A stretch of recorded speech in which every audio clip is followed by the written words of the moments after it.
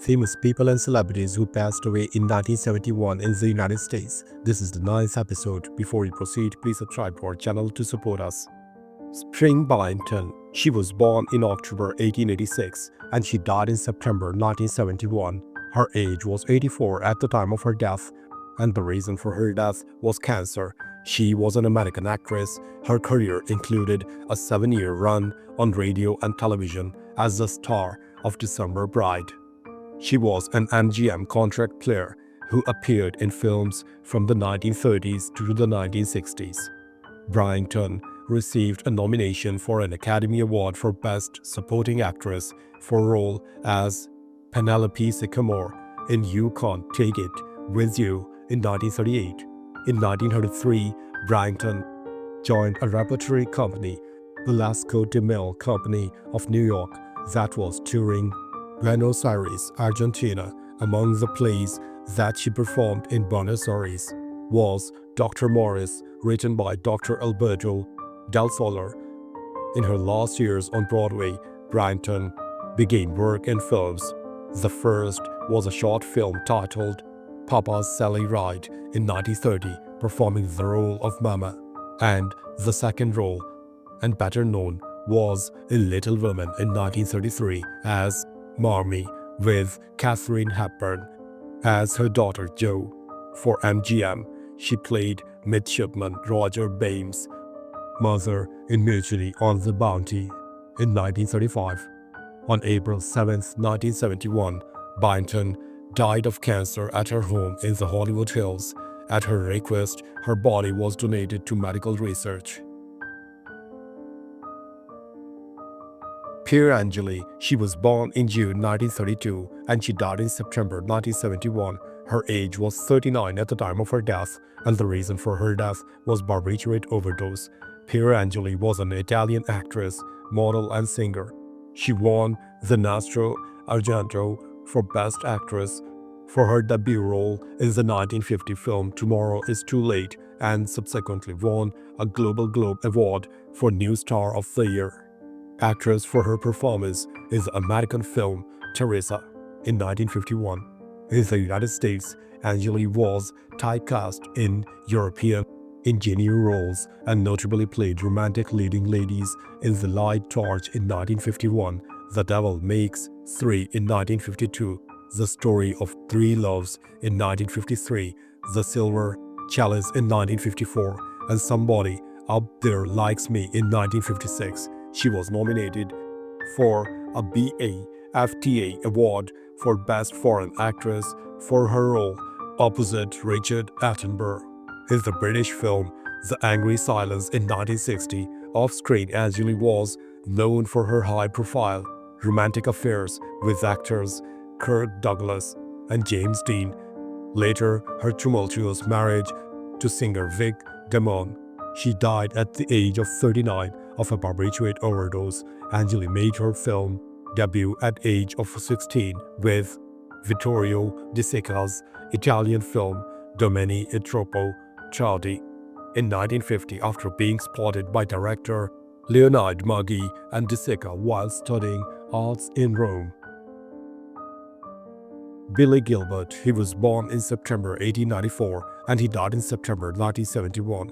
His age was 77 at the time of his death, and the reason for his death was stroke. Billy Gilbert was an American actor and comedian. He was known for his comic sneeze routines. He appeared in over 200 feature films, short subjects, and television shows beginning in 1929. Gilbert was spotted by Stan Laurel, who was in the audience of Gilbert's show Sensations of 1929. Laurel went backstage to meet Gilbert and was so impressed by him, he introduced him to comedy producer Hal Roach. Gilbert was employed as a gag writer, actor, and director, and at the age of 35 he appeared in his first film for the Fox Film Corporation in 1929. One of his standard routines had Gilbert progressively getting excited or nervous about something, and his speech would break down into facial spasms, culminating in a big, loud sneeze. He used this bit so frequently that Walt Disney thought of him immediately When casting the voice of Sneezy in Snow White and the Seven Dwarfs in 1937, Gilbert and Disney would later work together again in the Mickey and the Beanstalk sequence in Fun and Fancy Free in 1947, with Gilbert voicing Willie the Giant in a very similar way to Sneezy. Schlitzie. He was born in September 1901 and he died in September 1971. His age was 70 at the time of his death, and the reason for his death was pneumonia. Schlitzie was an American sideshow performer. He also appeared in a few films and is best known for his role in the 1932 movie Freaks. His lifelong career on the outdoor entertainment circuit as a major sideshow attraction with Barnum and Bailey, among others, made him a popular cultural icon. On the sideshow circuit, microcephalic people were usually promoted as pinheads or missing links, and Schlitzie was billed under such titles as The Last of the Aztecs, The Monkey Girl, and What Is It? In some sideshows, he was paired with another microcephalic performer. Schlitzie was often dressed in a muumuu and presented as either female or androgynous to add to the mystique of his unusual appearance. Those who knew him alternately used masculine and feminine pronouns. His urinary incontinence, which obliged him to wear diapers, made dresses practical for his care needs, although it is possible that the incontinence did not develop until later in life and was simply a side effect of age. Schlitzie's iconic image has lent itself to many products, including masks, hats, shirts, models, clocks, snow globes, and dolls. Hugo Lafayette Black. He was born in February 1886 and he died in September 1971. His age was 85 at the time of his death, and the reason for his death was stroke.